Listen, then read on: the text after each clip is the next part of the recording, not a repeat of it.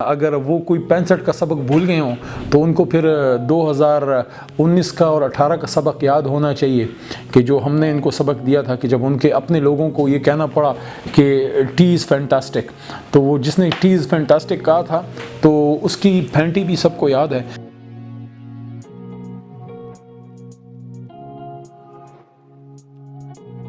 یہ جو سی پیک انشاءاللہ کامیاب ہونے جا رہا ہے، اس سے ہندوستان کی، میں کہہ رہا ہوں، ماں مر رہی ہے ہندوستان کی۔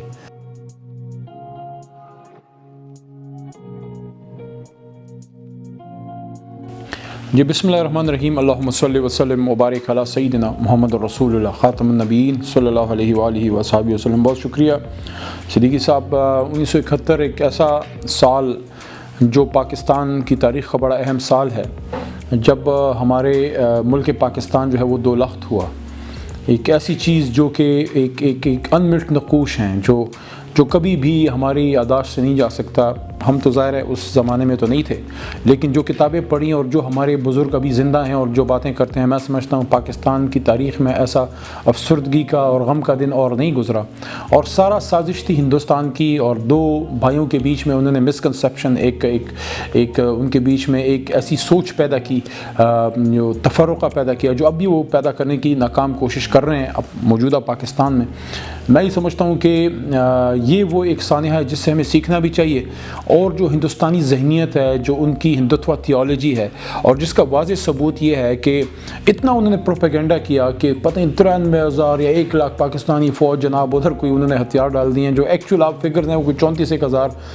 ہماری ریگولر آرمی تھی، اس سے بھی شاید کم ہو، باقی کوئی 11,000 رینجرز وغیرہ تھے، اور وہ تو باقی سویلین آرم فورسز تھے، سول لوگ تھے۔ اگر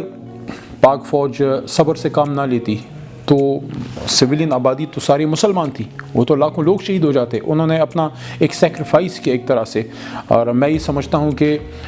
جب یہ نریندرا مودی نے بنگلہ دیش جا کے پاکستان توڑنے پہ سوینیر لیا تھا، وہ اس دن انہوں نے اقرار کیا کہ انہوں نے جو ہے وہ ایک جو مکتی باہنی وہاں قائم کی، اور جس طریقے سے انہوں نے شورش برپا کی، مسکنسیپشنز اور بدگمانیاں،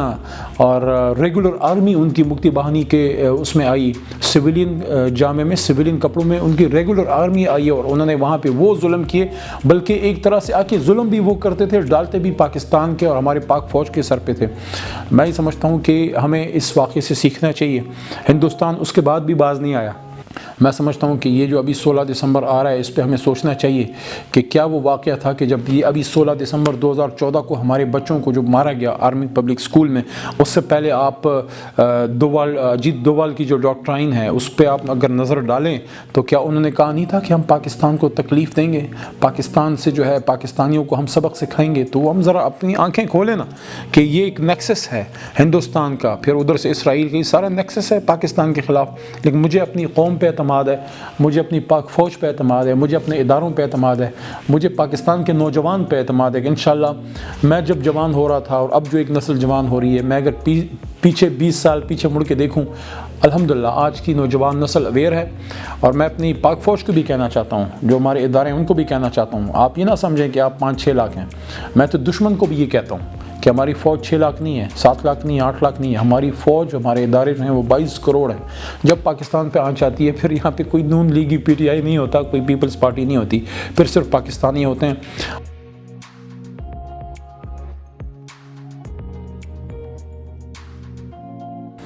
یہ تو ایک ایسا تاریخ کا ایک اندوہناک چیپٹر ہے کہ وہ لوگ جو پاکستان کے ساتھ کھڑے ہوئے، جو نظریہ پاکستان کے ساتھ کھڑے ہوئے، جو جناح کے ساتھ کھڑے ہوئے، جو قائد اعظم کے ساتھ کھڑے ہوئے، جو اس سبز لالی پرچم کے ساتھ جو ہے وہ کھڑے ہوئے، جو پاک فوج کے ساتھ کھڑے ہوئے، تو ان کو سزا دی گئی۔ ان کو سزا دی گئی محب الوطنی کی، ان کو سزا دی گئی اسلام سے، پاکستان سے محبت کرنے کی، ان کو سزا دی گئی اقبال کے فکر سے جو ہے وہ محبت کرنے کی۔ اور آج بہت بڑی پریڈومننٹلی جو ہے فارمر ایسٹ پاکستان بنگلہ دیش میں اس بات کا اب ان کو احساس ہوا ہے، وہاں پہ بڑی اس بات کی ان کو اب ایک اس جنگ کے 40 سال اور 50 سال بعد ان کو احساس ہے کہ یار یہ تو ہندوستان نے ہمارے ساتھ ہاتھ کیا، جو ہمارے لوگوں کو انہوں نے ایک امپریشن دیا تھا کہ بڑے کوئی آپ نے آزاد ہو جانا ہے اور بڑا کوئی یہاں خوشی کی لہر دوڑ جانی، یہ تو ہمارا بدن دو ٹکڑے کر دیا ہندوستان نے۔ تو میں سمجھتا ہوں کہ ہمیں ایکنالج ضرور کرنا چاہیے جو ہندوستان نے اور اس کی فوج نے اور ان کے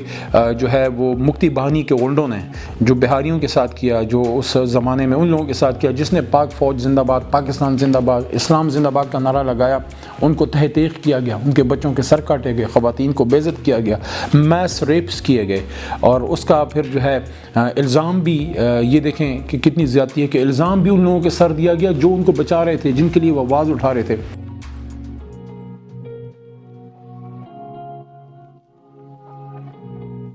خدا را وقت آ گیا ہے، میں نے تو قومی اسمبلی کے فلور پہ میں نے یہ بات کی ہے کہ ان لوگوں کی قدر کریں جنہوں نے اپنا سب کچھ پاکستان کے لیے چھوڑا، چاہے وہ اردو سپیکنگ لوگ ہیں جنہوں نے سن 47 میں قربانی دی۔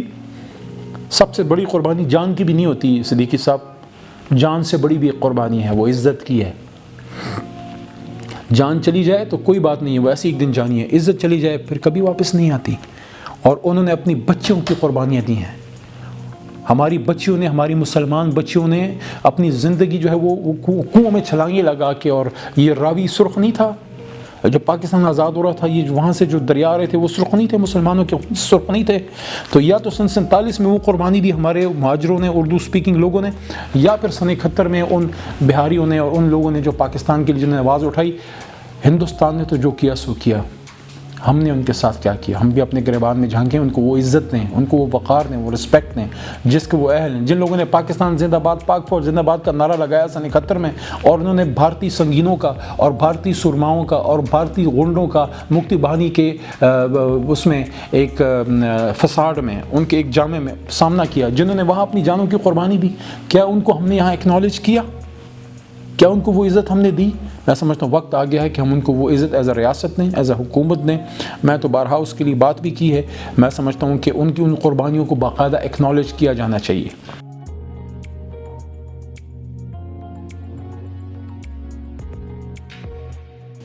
دو بھائیوں کا ملاپ، جب دو بھائی بچھڑ جائیں اور جب ملتے ہیں تو خوشی کا سما ہوتا ہے۔ ہمارا چھوٹا بھائی ہے، ہمارے بدن کا حصہ تھا، ہے ایز اے مسلمان ہمارا ویسے ہی بدن کا حصہ ہے۔ رسول اکرم صلی اللہ علیہ وسلم کی حدیث ہے صحیح بخاری کی کہ تمام مسلمان ایک بدن کی طرح ہیں، بدن کے ایک حصے میں جب تکلیف پہنچتی ہے پورے بدن کو، پھر انہیں اپنے انگلیاں مبارک اس طرح کی کہ تمام بدن کے ایک حصے کو جب تکلیف پہنچتی ہے، تو میں صرف بنگلہ دیش کی کیوں بات کروں؟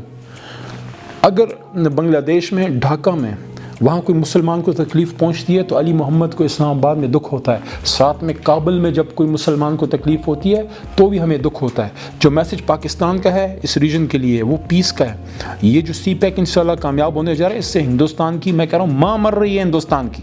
ان کو تکلیف پہنچ رہی ہے۔ حالانکہ ہم ہندوستان کی ترقی پہ جو ہے وہ ہمیں تکلیف نہیں پہنچتی، ہندوستان جتنا آگے جائے ٹھیک ہے، جائے، ہمارا ہمسایہ ہے، ہمارا اس سے کوئی کام نہیں ہے، لیکن ہماری ترقی پہ بالکل ان کو رات کو نیند نہیں آتی، بڑا کوئی تکلیف پہنچتی ہے یہ اجیت دوال وغیرہ کو، یہ نریندرا مودی کو اور اس کے جتنے چلے چانٹے ہیں۔ یہ انشاءاللہ گیم چینجر ہے۔ یہ کابل، اسلام آباد، ڈھاکہ، ترکمانستان، قزاقستان، چائنا اور اوپر روس تک انشاءاللہ یہ ایک بہترین قسم کا ایک اکنامک کوریڈور بننے جا رہا ہے۔ پورا آپ کا جو ہے سینٹرل ایشیا انشاءاللہ تھرو پاکستان کنیکٹ ہوگا گرم پانیوں سے، گیم چینجر فور۔ اور جو قائد اعظم نے ایک بات کی تھی نا سن 42 یا 48 میں، کہ جب ان سے پوچھا گیا لائف میگزین میں کہ how do you perceive Pakistan, تو Quaid Azam the founder of Pakistan said that I see Pakistan to become the pivot of the world۔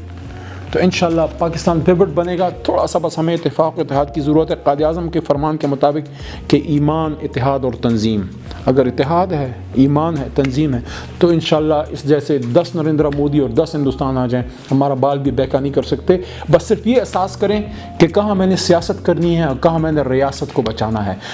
اپنی سیاست ریاست کی قیمت پہ نہ کریں۔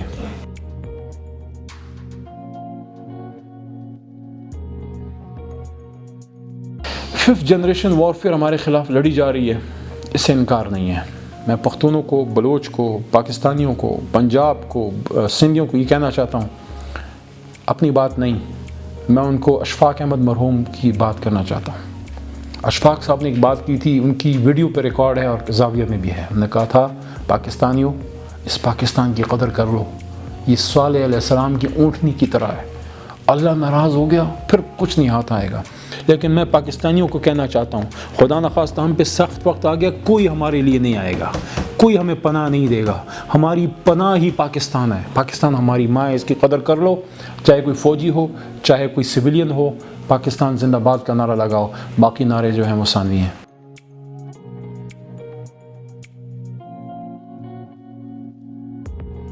تو میسج نریندر مودی کو یہی دیا ہے کہ میدان جنگ میں تمہیں ناکوں چنے چبوائیں گے, جہاں بات اخلاق کی, اصولوں کی ہوگی وہاں پہ ہم کھڑے رہیں گے انشاءاللہ. میں سمجھتا ہوں کہ ہماری نوجوان اویئر ہے, ان کو 16 دسمبر 1971 بھی یاد ہے, ان کو 16 دسمبر 2014 بھی یاد ہے. اور یہ کوئی اگر if somebody is watching in India, so I want to remind them that we as a nation have not forgotten what had happened in 1971, and you must not forget what happened to you in 1965. Believe me, Ajit Doval, believe me, Mr. Narendra Modi, inshallah Pakistan and our state organizations, our army, our air force, our intelligence agencies, and the people of Pakistan, they are more than capable of repeating what we did with you in 1965 and what we did with you in 2019.